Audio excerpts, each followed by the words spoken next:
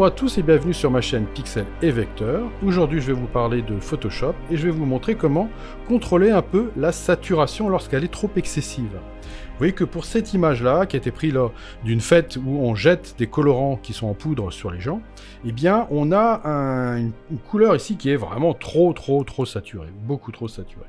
Alors effectivement j'ai la possibilité d'aller faire un masque à la main, etc., de détourer, mais je vais vous montrer qu'il est tout à fait possible de créer ce qu'on appelle un masque de saturation, et vous allez voir qu'on l'appliquera à une autre image derrière, vous allez voir quel est l'intérêt de ce masque qui est extrêmement précis. Alors, regardez, ce que je vais faire, c'est que je vais commencer par faire un double, ça, pas de problème, vous faites votre petit double, vous savez pas la peine de le nommer, on va le jeter juste après.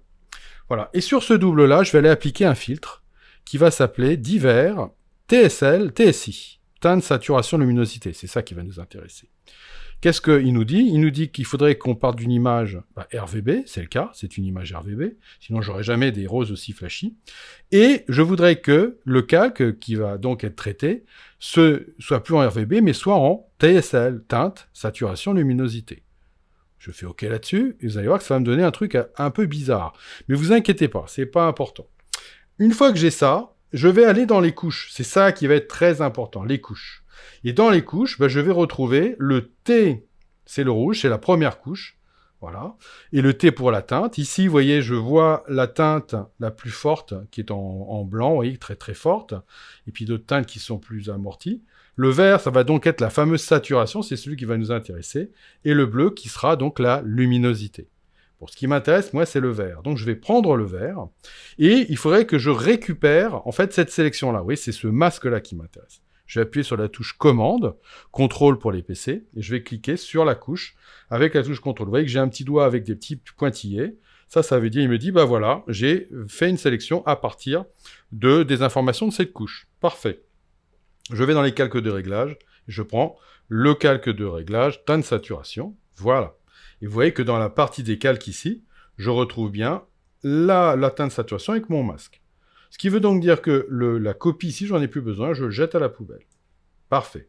Et je me retrouve maintenant avec mon image et par-dessus un calque de teinte saturation qui va être donc utilisé pour le curseur de la saturation. Et regardez, quand je vais descendre ma saturation, vous voyez, ça va être très agréable parce que je vais avoir une diminution donc vraiment réaliste de la couleur, de la saturation du t-shirt rose, mais le reste ne va pas beaucoup bouger. Un petit peu peut-être ici, mais ça tombe bien.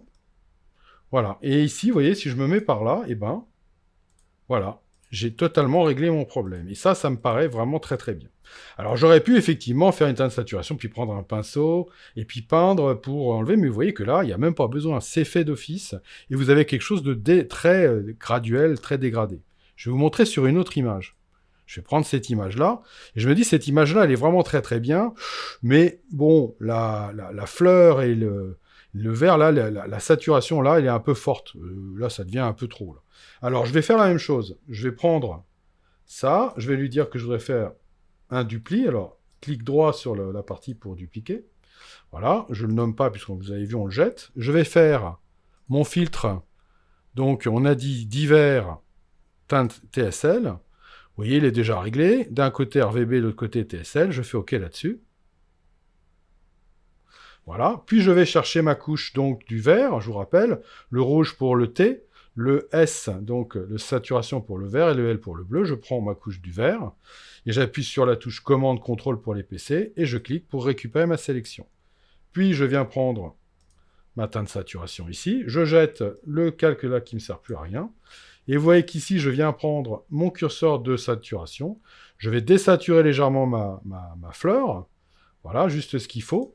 Pour que, vous voyez, regardez, j'ai la fleur et la verdure qui était très vive, qui est un petit peu moins vive et qui correspond plus à la réalité, alors que le reste n'a absolument pas bougé. Voilà, et ça, c'est vraiment super. Bien évidemment, j'aurais pu faire dans le sens inverse. J'aurais pu aussi saturer à mort. Bon, mais évidemment, c'est pas ce que je voulais. Voilà.